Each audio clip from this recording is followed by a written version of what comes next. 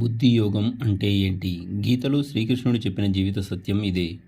కంటికి దూరమైన గతం గురించి, కంటికి కనపడని భవిష్యత్తు గురించి నిత్యం ఆలోచిస్తుంది బుద్ధి. భోజనంపైన, భోగాలపైన వాలుతుంది. సుఖాలను కౌగిలించుకుంటూ దుఃఖాలపై దుమ్మెత్తిపోస్తుంది. కోరికల వెంట పరుగులు తీసినంతకాలం దానికి సమస్యల గతే. ఎప్పుడైతే బుద్ధి నిశ్చలమై కోరికలన్నింటినీ విడిచిపెడుతుందో అదే సమాధి స్థితి. శ్రీకృష్ణుడు భగవద్గీతలో అర్జునుడికి బుద్ధియోగం గురించి చెప్పిన తర్వాత, మాధవ, సమాధి నిష్టలో ఉండే స్థితప్రజ్ఞుని లక్షణం ఏంటి? అతను ఎలా మాట్లాడతాడు, ఎలా కూర్చుంటాడు, ఎలా ప్రవర్తిస్తాడు అని అడుగుతాడు అర్జునుడు. దుఃఖరహితంగా మారిన జీవుడు ఎలా ఉంటాడు అని తెలియజెప్పేవే స్థితప్రజ్ఞ లక్షణాలు. బుద్ధి ప్రయోగం గురించి తెలుసుకున్న అర్జునుడు తాను కూడా ఎలాగైనా ప్రయత్నించి ఆ స్థితికి చేరుకోవాలనుకుంటాడు. మరి ఆ స్థితిని చేరుకున్న వ్యక్తి ఆ తర్వాత ప్రపంచంలో ఉత్సాహంగా బతకగలడా? లేక ఈ ప్రపంచానికి దూరంగా వెళ్ళి ఎక్కడో ఏకాంతంగా ఎలాంటి స్పందన లేకుండా ఉండిపోతాడా? స్వార్థం, దేశం నిండిన ఈ లోకంలో అతను ఎలా ఇమడగలడు? ఒకవేళ ఇమిడినా అతని ప్రవర్తన ఎలా ఉంటుంది? ఇదే అర్జునుడు తెలుసుకోవాలనుకున్నాడు. భగవద్గీతలో స్థితప్రజ్ఞ ప్రస్తావన చాలా ముఖ్యమైంది. భగవద్గీతకు ఆదర్శమూర్తి ఈ స్థితప్రజ్ఞుడు. గీతను అర్థం చేసుకున్న వాళ్ళు చేరుకునే స్థానం ఇదే. మహాత్ములు, సన్యాసులు దీన్నే సాధన చేస్తుంటారు. మహాత్మా గాంధీ రోజు సాయంకాలం ప్రార్థనలో గీతలో స్థితప్రజ్ఞుని లక్షణాలు ఉన్న 18 శ్లోకాలను చదివేవాడు. పార్థ, మనసులో కోరికలను ఎప్పుడైతే సంపూర్ణంగా విడిచిపెడతాడో, ఎప్పుడు తనలో తాను సంతోషాన్ని పొందుతుంటాడో అప్పుడు అతడిని స్థితప్రజ్ఞుడు అని పిలుస్తారు అని కృష్ణుడు చెబుతాడు. మనసులో అన్ని కోరికలను పూర్తిగా విడిచిపెట్టిన వాడే స్థితప్రజ్ఞుడు. కొన్ని కోరికలు వదిలితే ప్రయోజనం లేదు. బియ్యంలో రాళ్ళు ఏరినట్లు, పొలంలో కలుపు మొక్కల్ని పీకేసినట్లు అనేక జన్మల నుంచి జీవుడి వెంట ప్రయాణిస్తే వస్తున్న కోరికలను విడిచిపెట్టాలి. మరి ముందు ఆ భగవంతుడి ధర్మ విరుద్ధంగాని కోరికలు కోరమన్నాడు కదా, మరి ఇక్కడేమో కోరికలను పూర్తిగా వదలమంటున్నాడు ఏంటి అని సందేహం వస్తుంది. అది సాధన చేసే దశ, సిద్ధావస్థ. సాధకుడు మొదటి నుంచి కోరికలు కోరుకుంటూ చెడ్డవాటిని విడిచిపెట్టాలి. ఆ తర్వాత మంచి కోరికలు కూడా వాసనలు, బంధాలే కాబట్టి వాటిని కూడా విడిచిపెట్టాలి. అప్పుడే స్థితప్రజ్ఞుడయ్యేది. ముళ్ళుని ముళ్ళుతోనే తీయాలి. తీసిన తర్వాత రెండో ముళ్ళుని దాచిపెట్టుకుంటామా? దాన్ని కూడా పారేస్తాం. అలాగే చెడ్డ కోరికలను విడిచిపెట్టి వాటి స్థానంలో మంచి కోరికలను ఉంచాలి. అది సాధన దశ. ఆ దశ దాటిన తర్వాత మంచి కోరికలను కూడా వదిలిపెట్టాలి. అదే ముక్తి పొందే స్థితి. అదే స్థితప్రజ్ఞుని లక్షణం. ఆత్మలోనే తాను సంతృప్తి చెందాలి.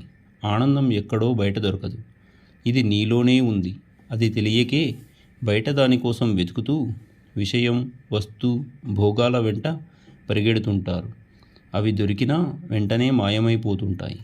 అవి శాశ్వత ఆనందాలు కావు.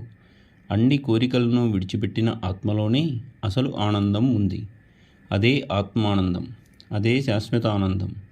ముఖంలో ఉద్వేగం చెందనివాడు, సుఖాల కోసం ఆరాటపడనివాడు, రాగం, భయం, కోపం విడిచినవాడు స్థితప్రజ్ఞుడు అని ఇంకో శ్లోకంలో కొనసాగిస్తాడు మాధవుడు.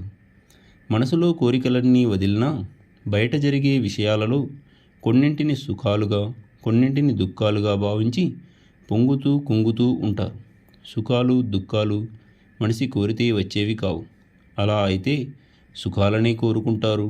స్థితప్రజ్ఞుడు ఈ సుఖాలకు పొంగకుండా, దుఃఖాలకు కుంగకుండా ఎలా ఉంటాడు? మేఘాల కింద ఉన్న వాళ్ళకే వర్షం, ఉరుములు, మెరుపులు ఉంటాయి. మేఘాల పైన ఉంటే అవేం ఉండవు. మనసే నేను అని మనసు పరిధిలో ఉంటే మనసుకి సంబంధించిన సుఖదుఖాలు రెండూ నీవే అవుతాయి. వాటికే స్పందిస్తావు.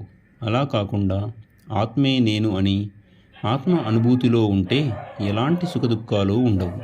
అలాగే రాగం, వస్తువులు, మనుషుల మీద ప్రేమ, భయం పొందినదేదైనా చేజారిపోతుంది అన్నప్పుడు కలిగే ప్రేరణ కోసం, లేదా లక్ష్యాన్ని ఎవరైనా అడ్డుపడినప్పుడు ఈ మూడు సుఖదుఖాలను కలిగిస్తాయి. కాబట్టి ఈ మూడింటిని వదిలినవాడే స్థితప్రజ్ఞుడు. ఎవరైతే తాను జీవించడానికి కావలసిన ముఖ్య అవసరాలతో తృప్తి చెందుతున్నాడో, ఎవరు అలాంటి జీవాధార విషయాలు గాలి, నీరు, నిప్పు, భూమి, ఆకాశం తనవి కాదు అని భావిస్తాడో, ఎవడు తాను జ్ఞానిని అనే అభిమానాన్ని కూడా విడిచిపెడతాడో, అలాంటి స్థితప్రజ్ఞుడు బ్రహ్మజ్ఞాని సంసార సాగరాన్ని దాటి నిర్వాణాన్ని పొందుతాడు అని ఆదిశంకరాచార్యులు గీతాభ్యాసంలో చెప్పారు.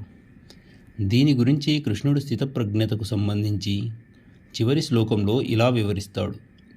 దేహమే నేను అనే అహంకారాన్ని విడిచి, దేహానికి సంబంధించినవి నావి అనే మమకారాన్ని విడిచి, తాను నిజస్వరూపాన్ని, ఆత్మస్థితిని మరువకుండా ఎవరు ఉంటారో అలాంటి జ్ఞానస్థితే బ్రహ్మస్థితి. ఇదే జీవుడు బ్రహ్మంతో ఏకమైన జీవ బ్రహ్మైక్య స్థితి.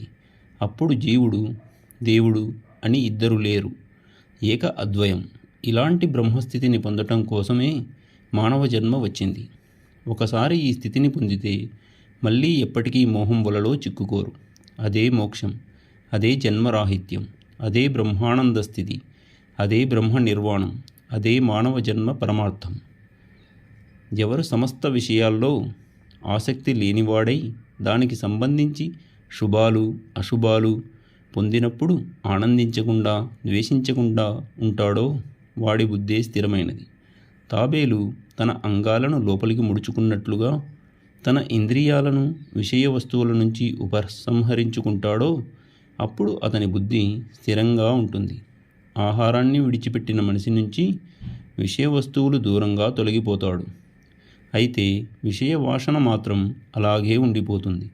పరమాత్మ దర్శనంతోనే ఆ వాసన కూడా తొలగిపోతుంది. పార్థ, వివేకవంతుడు ఎంత ప్రయత్నించినా మనసుని విషయాలపైకి లాగేస్తుంటాయి. అంతటి బలమైన ఇంద్రియాల్ని తన అధీనంలో పెట్టుకుని పరమాత్ముడి వైపు దృష్టి సారించాలి. ఎవరి ఇంద్రియాలు స్వాధీనంలో ఉంటాయో వాళ్ళ బుద్ధే స్థిరంగా ఉంటుంది. ఎప్పుడూ ఇంద్రియాల విషయాల గురించి ఆలోచించే మనిషికి వాటిపైనే ఆసక్తి పెరుగుతుంది. దానివల్ల కోరిక కలుగుతుంది. కోరికల వల్ల కోపం పుడుతుంది. కోపం వల్ల మోహం కలుగుతుంది. అవివేకం వల్ల మతి భ్రమిస్తుంది. బుద్ధి నశిస్తుంది. బుద్ధి దేశిస్తే అంతా పోయినట్లే. రాగద్వేషాల నుండి విడిపోయి ఇంద్రియాలు మనసుని తన వశంలో ఉంచుకొని విషయాలతో కలిసి ఉన్న అతడు ప్రశాంతంగానే ఉంటాడు. ప్రశాంతంగా ఉన్నప్పుడు సమస్త దుఃఖాలు నశిస్తాయి. అతని బుద్ధి త్వరలోనే స్థిరంగా మారుతుంది. నిగ్రహంగా లేని వాటిని బుద్ధి స్థిరంగా నిలవదు. అలాంటి వాడికి ఆత్మధ్యానం కుదరదు. ఆత్మ గురించి తెలియని వాడికి శాంతి లేదు. శాంతి లేని వాడికి ఏదీ లేదు. కాబట్టి ఎవరి ఇంద్రియాలు విషయ వస్తువుల నుంచి అన్ని విధాల విగ్రహం కలిగి ఉంటాయో అలాంటి వాడి బుద్ధి స్థిరంగా ఉంటుంది.